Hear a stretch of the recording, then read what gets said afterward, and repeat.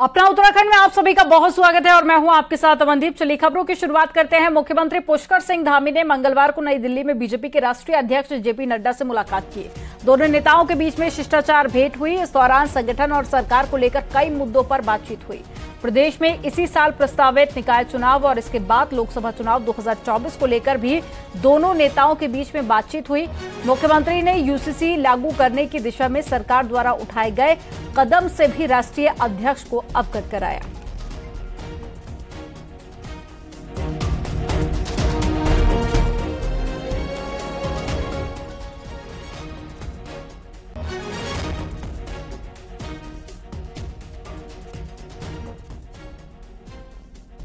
और इससे पहले मुख्यमंत्री पुष्कर सिंह धामी ने आज दिल्ली में प्रधानमंत्री नरेंद्र मोदी से शिष्टाचार मुलाकात की और पीएम मोदी को बाबा नीम करोली का चित्र भेंट कर उत्तराखंड का बासमती चावल भी भेंट किया।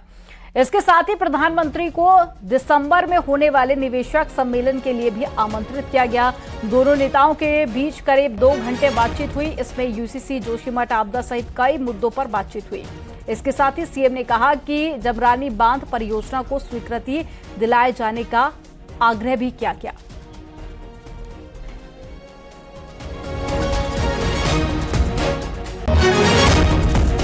लगभग 1.5 लाख करोड़ की योजनाएं सब मिलाकर उत्तराखंड के अंदर चल रही हैं। उन्हीं सब योजनाओं के बारे में और कुछ योजनाएं जो हमारे उत्तराखंड के लिए जरूरी हैं, अपेक्षित है।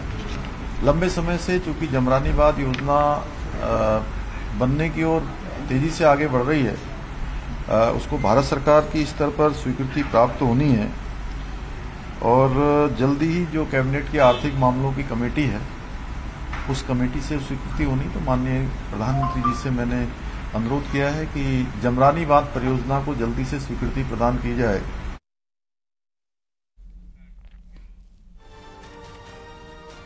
उत्तराखंड में यूनिफॉर्म सिविल कोड की तैयारी पूरी कर ली गई है और जल्द ही इसे लागू भी कर दिया जाएगा।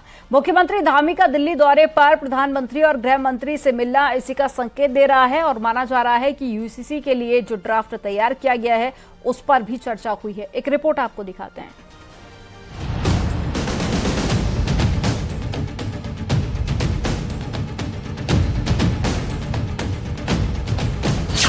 बरसों इंतजार के बाद वो घड़ी करीब आ गई है जब देश में सबके लिए एक समान कानून होगा और इसके लिए बैठकों का दौर भी खत्म हो चुका है और मंथन में निकला है एक देश एक कानून का सार, क्योंकि अब उत्तराखंड के साथ ही देश भी यूसीसी के लिए तैयार है। रायशुमारी का दौर बीत गया, ड्राफ्ट तैयार हो चुका है। बस इंतजार है उस घड़ी का जब सबसे पहले उत्तराखंड में यूसीसी कानून की शक्ल लेगा। केंद्र सरकार मानसून सत्र में इसे लेकर संसद में बिल पेश कर सकती है। उधर उत्तराखंड यूसीसी को लागू करने वाला गोवा के बाद देश का पहला राज्य बन सकता है, क्योंकि उत्तराखंड में यूसीसी का ड्राफ्ट तैयार हो चुका है। अब इसे जल्द लागू करने के लिए उत्तराखंड की धामी सरकार ने कवायद तेज कर दी है। देर रात सीएम पुष्कर सिंह धामी ने दिल्ली में केंद्रीय गृह मंत्री अमित शाह से मुलाकात की और फिर सुबह होते ही प्रधानमंत्री मोदी के साथ सीएम धामी की बैठक हुई, जिसमें यूसीसी पर भी चर्चा हुई है। उत्तराखंड देखिए, हमेशा से क्योंकि उत्तराखंड देवभूमि है और जो भी काम होता है वो मानवता के लिए होता है, सबके लिए होता है और भगवान की इच्छा से होता है। तो उत्तराखंड में ऐसा काम होगा कि आगे चलकर वो सब जगह चलेगा। पीएम साहब देखिए, क्योंकि उनको सभी इसके प्रावधानों के बारे में और उनकी सोच ही है कि देश के अंदर ये लागू होना चाहिए और उन्होंने स्वयं ही अपने वक्तव्य में कहा है, इसलिए उनको अधिकांश चीजों की सबकी जानकारी है। उत्तराखंड सरकार ने यूसीसी का ड्राफ्ट तैयार कर लिया है। 143 जगहों पर बैठक और संगठनों के सुझाव के आधार पर वो मसौदा तैयार किया गया है, जिसमें यूनिफॉर्म सिविल कोड की ABCD है। जानकारी है कि जस्टिस रंजना देसाई के नेतृत्व में गठित यूसीसी ड्राफ्ट कमेटी ने बहुविवाह पर सख्त कार्रवाई की सिफारिश की है। शादी के लिए लड़कियों की उम्र सीमा बढ़ने की बात कही है। शादी का रजिस्ट्रेशन अनिवार्य कर दिया जाएगा। पति पत्नी को तलाक का कानूनी अधिकार होगा। पिता की संपत्ति में बेटे बेटियों को बराबर का हक मिलेगा। यूसीसी ड्राफ्ट कमेटी 14 जुलाई तक राज्य सरकार को अपनी रिपोर्ट सौंप सकती है। उत्तराखंड में ड्राफ्ट कमेटी बनने के बाद से इस मामले पर करीब 2.5 लाख से अधिक सुझाव आए हैं। 20,000 से अधिक लोगों से मौखिक तौर पर बातचीत की गई है और कमेटी ने यूसीसी के हर पहलू को जानने के लिए उप समिति का भी गठन किया, जिसमें कई बैठकें की गईं। और फिर बॉर्डर के गांव माड़ा से लेकर दिल्ली तक कई बैठकें हुई, जिसके बाद अब वो घड़ी आ गई है जब जल्द ही उत्तराखंड इतिहास रचने वाला है। न्यूज 18 के लिए दिल्ली से सुशील पांडे की रिपोर्ट।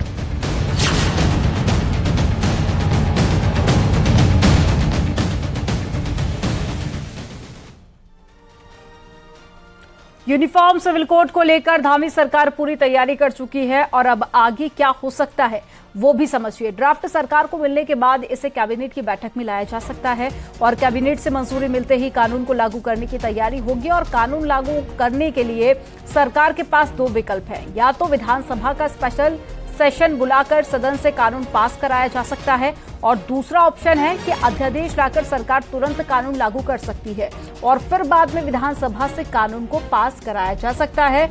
7 जुलाई को धामी सरकार की कैबिनेट की बैठक होनी है, जबकि 15 जुलाई को केंद्रीय गृह मंत्री अमित शाह का उत्तराखंड दौरा है। ऐसे में माना जा रहा है कि जुलाई में ही कानून लागू करने की प्रक्रिया शुरू हो सकती है।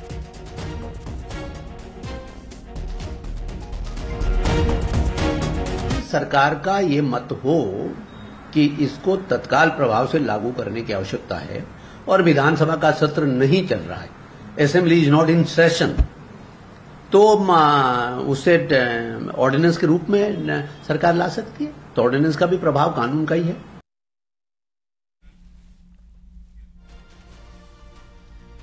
प्रधानमंत्री ऑफिस से जुड़े आला अधिकारियों के हाल ही में हुए केदारनाथ दौरे के बाद में चीफ सेक्रेटरी एसएस संधू ने मंगलवार को केदारनाथ में बचे हुए कामों को लेकर रिव्यू मीटिंग की और तय हुआ कि केदारनाथ में रात को अब ज्यादा वर्कफोर्स लगेगी ताकि काम समय से हो सके। गौरतलब है कि 2013 की आपदा के बाद केदारनाथ में चल रहे पुनर्निर्माण कामों को प्रधानमंत्री कार्यालय सीधे मॉनिटर करता है।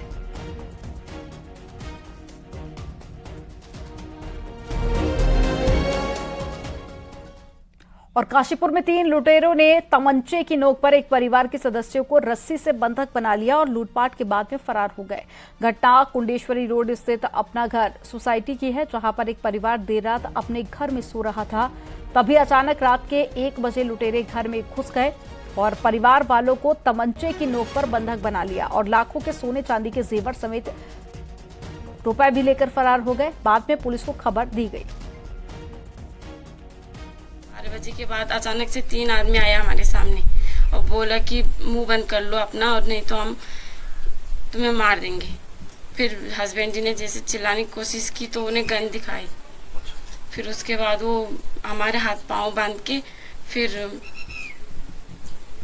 बच्चों को तरफ डराने लग गए कि इनको मार देंगे। रात को 1:15 बजे 3 बदमाश इनके घर में घुसे हैं और इनकी बेटे और बहू को बंधक बनाकर कुछ गहने और पैसे लेकर गए हैं। इस सूचना पर हम लोगों ने मौके पर आकर देखा, मौका मुआयना करा, आसपास की पूछताछ की, घर के सभी सदस्यों से पूछताछ की है। मौका थोड़ी सी घटना इसमें संदिग्ध है, लेकिन अभी फिलहाल हम इसका जांच कर रहे हैं।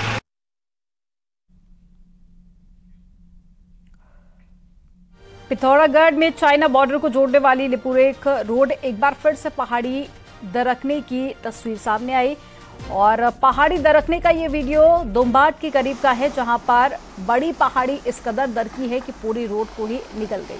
पहाड़ी से गिरे भारी बोल्डर्स पूरा इलाका पट गया और बॉर्डर की इस रोड में आए दिन बड़ी बड़ी पहाड़ियां दरकती रहती हैं।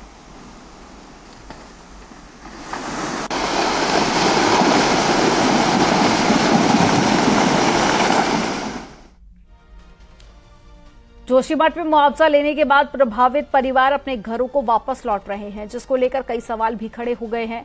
ऐसे में प्रशासन ने जांच करनी शुरू कर दी है और प्रशासन के द्वारा प्रभावित परिवारों के लिए नोटिस भेजा गया है।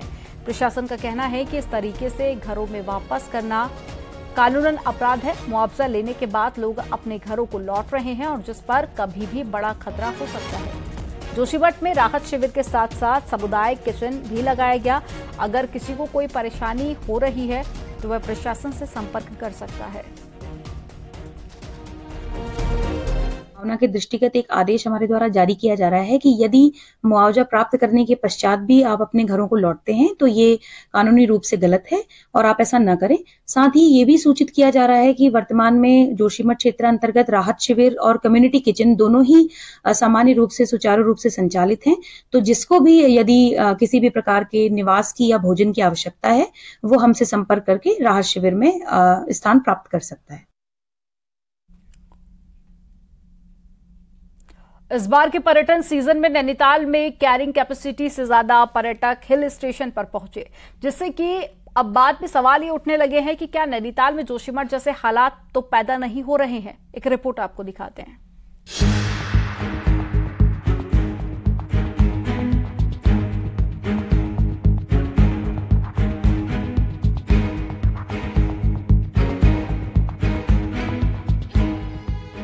पहाड़ में पर्यटकों का ये रैला इस बार भी खूब रहा।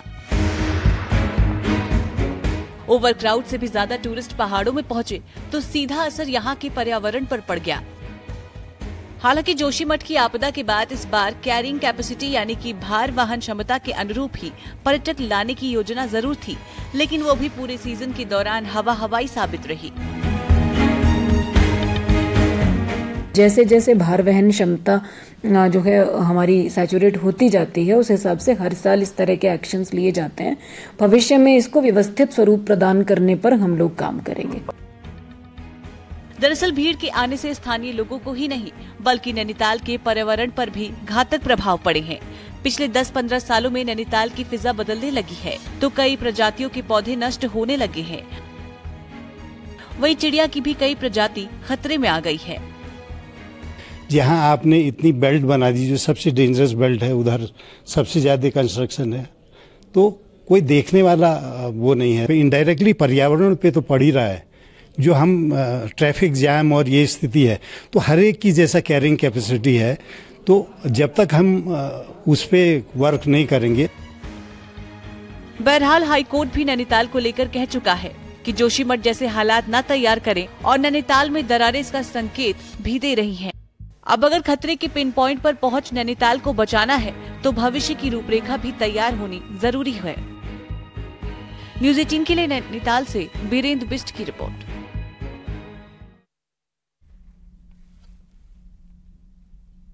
जुलाई अगस्त के महीने में बीजेपी निकाय चुनाव की तैयारियों में लग जाएगी और बीजेपी ने पंचायत अध्यक्ष, सभासद और पंचायत प्रतिनिधियों को दिल्ली में ट्रेनिंग देने की तैयारी कर ली है, जो कैसे जनता के मुद्दे को उठाए और सरकार की बात कैसे जनता तक पहुंचाए, इसके गुर सीखेंगे। और वहीं 7 जुलाई को दिल्ली में होने वाली मीटिंग के बाद इसको लेकर पूरा एजेंडा रखा जाएगा। बीजेपी संगठन की कोशिश है कि कैसे जनता के मुद्दों पर बातचीत हो और बीजेपी प्रदेश अध्यक्ष का कहना है कि बारिश के सीजन में बीजेपी इंडोर एक्टिविटी में ही सारे काम करेगी और 2 महीने इसी पर फोकस होगा। अगस्त का माह वर्षा काल रहता है, ऐसे समय में इंडोर कार्यक्रम बड़े महत्वपूर्ण होते हैं। ऐसे पंचायत प्रतिनिधि होंगे, नगर पालिका क्षेत्रों के प्रतिनिधि होंगे, इनके ट्रेनिंग के कार्यक्रम पार्टी के अंदर वैचारिक पक्ष इन तक पहुंचे, इस विषय के कार्यक्रम आगामी दिनों में होंगे। और जो जानकारी हमको प्राप्त हुई है कि हमारे पूरे उत्तराखंड के जिला पंचायत अध्यक्ष और जिला पंचायत के उपाध्यक्ष, ऐसे पूरे देश के इनके एक सामूहिक कार्यक्रम माननीय राष्ट्राध्यक्ष के साथ दिल्ली में संभवतः प्रस्तावित है। देहरादून की सहसपुर पुलिस ने नशे के खिलाफ बड़ी कार्रवाई करते हुए 15 लाख रुपए की हेरोइन बरामद की है। पुलिस ने चेकिंग के दौरान एक बिना नंबर की कार को रोका, जिनकी तलाशी में 152 ग्राम हेरोइन बरामद की गई। मामले में 2 आरोपियों राशिद अली और जावेद को गिरफ्तार कर लिया गया। राशिद अली सहारनपुर का रहने वाला है और पूर्व प्रधान भी रह चुका है, तो वहीं जावेद भी सहारनपुर का रहने वाला है। लगभग 15 लाख का जो है स्मैक बरामद किया है, 152 ग्राम स्मैक। इसमें जो है 2 अभियुक्त हैं आपके सहारनपुर के, राशिद अली और जावेद, और इसमें स्विफ्ट कार जो बगैर नंबर का था वो रिकवर हुआ है। इस पूरी टीम को मेरी तरफ से 5000 के नाम।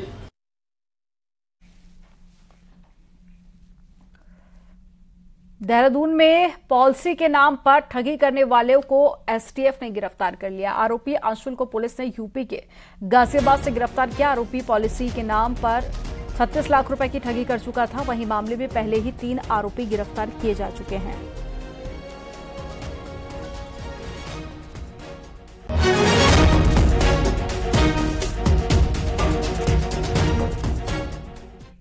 और यहां रुकेंगे एक छोटे से ब्रेक के लिए। आप देखते रहिए न्यूज़ 18।